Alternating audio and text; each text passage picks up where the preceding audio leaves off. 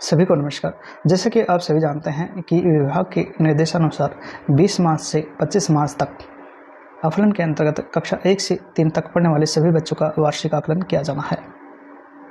सफल आकलन हेतु आपको विभाग द्वारा आकलन संदेशिका भेजी जा चुकी है। अगर किसी कारणवश आपको यह आकलन संदेशिका अभी तक प्राप्त नहीं हुई है तो मैं चाहूँगा कि आप अपने संकुल के अंतर्गत कार्यरत ABRC से अवश्य संपर्क करें। प्रभावी आकलन के लिए जरूरी हो जाता है कि आप आकलन से जुड़ी तमाम सूचनाओं को ध्यानपूर्वक पढ़ें। आप इसे परीक्षा का रूप न दें, आकलन का रूप दें और रुचिकर तरीके से कक्षानुसार बच्चों द्वारा अर्जित दक्षताओं का आकलन करें। मैं यहाँ बताना चाहूँगा कि आकलन के लिए विभाग द्वारा किसी भी प्रकार की समस्याएं आपको नहीं दी जाएगी।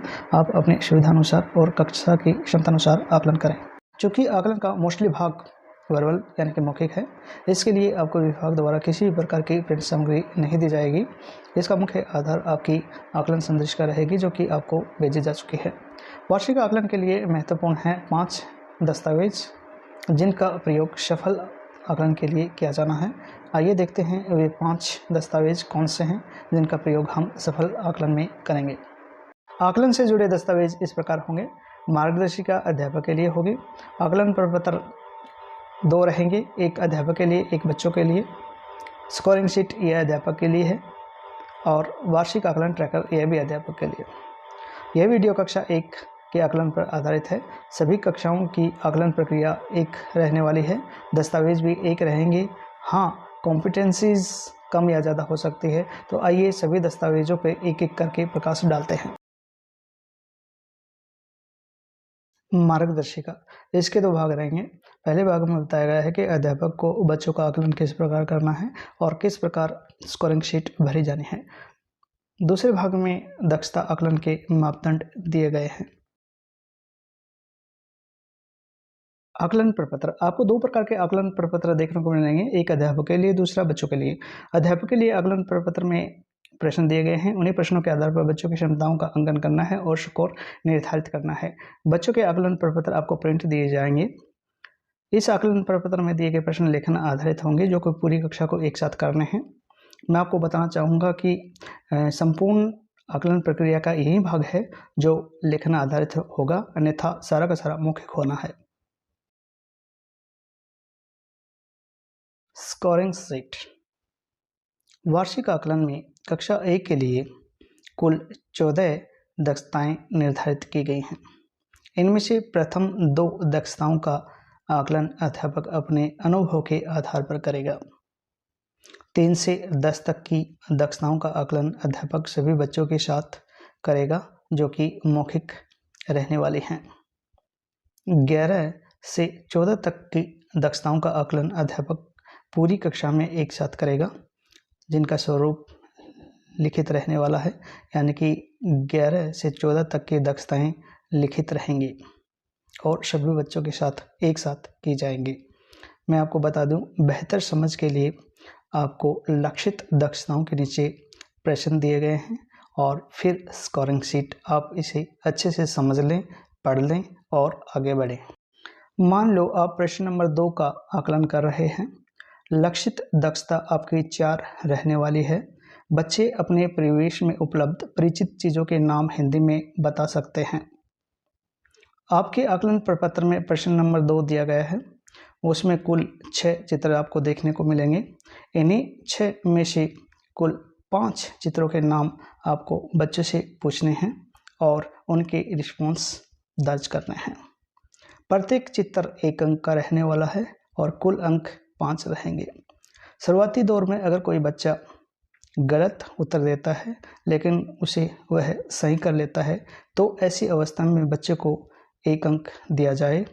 अगर कोई बच्चा पूरे प्रोसेस में किसी भी चित्र का नाम सहज तरीके से नहीं बताता है तो उसे 0 अंक दिया जाए। बेहतर समझ के लिए हम प्रश्न नंबर 2 की स्कोरिंग शीट देख सकते हैं। एक रेड एरो के माध्यम से भी हमें समझाने का प्रयास किया गया है कि प्रश्न नंबर 2 के नीचे लक्षित दक्षता 4 है, नीचे अंक दिए गए हैं, नीचे का कॉलम खाली है। इसी कॉलम में हमें बच्चों द्वारा जो प्रति उत्तर दिए गए हैं या फिर स्कोर अर्जित किया गया है वो भरना है। वो भरने के लिए 5 में से 3 हैं तो 3 भरेंगे, 5 में से 2 हैं तो 2 भरेंगे या फिर 0 है तो 0 भरेंगे। यहाँ तक पहुँचते पहुँचते हम सभी बच्चों की स्कोरिंग कर चुके हैं, उनकी स्कोरिंग शीट भर चुके हैं। अब स्कोरिंग शीट से जुड़ा हमारा किसी भी प्रकार का कोई प्रश्न नहीं रहा है। स्कोरिंग शीट के माध्यम से हम सभी बच्चों की अर्जित दक्षताओं के परिणाम भी हासिल कर चुके हैं।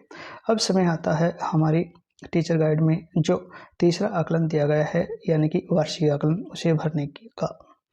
हम स्कोरिंग शीट के माध्यम से वार्षिक आकलन 3 भरेंगे। वार्षिक आकलन ट्रैकर। वार्षिक आकलन ट्रैकर यानी कि स्किल पासबुक आपको विभाग द्वारा उपलब्ध करवाए जाएंगे। आप 23 सप्ताह का साप्ताहिक आकलन कर चुके हैं, आप शावधिक आकलन 1 या 2 भर चुके हैं, आप वार्षिक आकलन भी कर चुके हैं, आप बच्चों की स्कोरिंग शीट भी भर चुके हैं। साप्ताहिक आकलन, शावधिक आकलन 1 व 2 और वार्षिक आकलन, इन तीनों के आधार पर वार्षिक आकलन ट्रैकर यानी कि स्किल पासबुक भरी जानी है। मैं आपको बताना चाहूँगा कि 27 तक सभी स्कूल अपने अपने स्कूल की स्किल पासबुक भर लें और कोशिश करें स्किल पासबुक के ऊपर या नीचे सभी बच्चों के विषय आधारित अंक अवश्य लिखे जाएं। जब 31 मार्च को सभी स्कूल अपने अपने बच्चों के परिणाम घोषित करें, उस समय वे स्किल पासबुक बच्चों को दी जाएं और वे अपने अपने पेरेंट्स से सिग्नेचर करवा के वापस स्कूल में जमा करवाएंगे। गणित और अंग्रेजी विषय का आकलन। गणित के अंतर्गत कुल 20 प्रश्न होंगे। सभी प्रश्नों का योग 100 रहने वाला है। सभी प्रश्नों के नीचे उनकी लक्षित दक्षताएं देखी जा सकती हैं। दिए गए निर्देशों के आधार पर स्कोरिंग करें। स्कोरिंग शीट भरने के उपरांत वार्षिक आकलन ट्रैकर भरें। इसी प्रकार अंग्रेजी विषय के अंतर्गत कुल 10 प्रश्न होंगे और सभी प्रश्नों का योग 100 रहने वाला है। सभी प्रश्नों के रिस्पॉन्स के आधार पर स्कोरिंग शीट भरेंगे और स्कोरिंग शीट के आधार पर हम वार्षिक आकलन ट्रैकर भरेंगे। तो साथियों, यह मेरा एक छोटा सा प्रयास है। वीडियो देखने के लिए सभी साथियों का धन्यवाद और इसी उम्मीद के साथ कि आने वाला वार्षिक आकलन आप सबके लिए बेहतर होगा, सफल रहेगा। आप सबको ढेर सारी शुभकामनाएं।